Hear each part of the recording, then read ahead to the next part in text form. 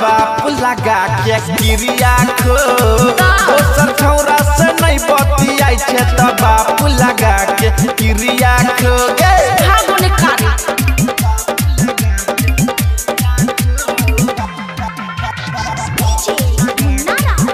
Riyansh recording studio Janakpur Dham Nepal.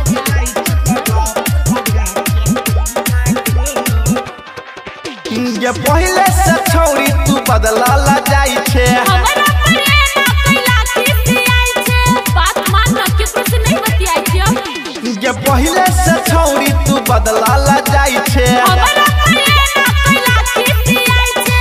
तोरे प्यार में पागल छियै हमरा बेसी नहीं तरफ दोसर छौरा से नहीं बतियाई छे त बाप लगा के क्रिया खो दोसर छौरा से नहीं बतियाई छे त बाप लगा के क्रिया खो बाप नहीं जो ठीक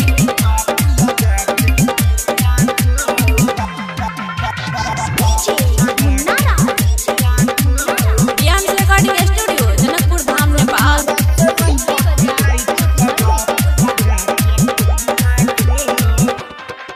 हे गे सब दिन मोबाइल तोहर रहै छौ बिजी पवन पूरा भैया तोरे लवर छीनी जी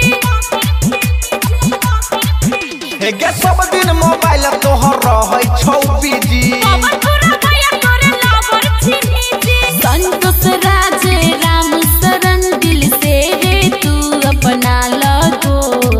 दोसर छौरा से नहीं बतियाई छे त बाप लगा के क्रिया खो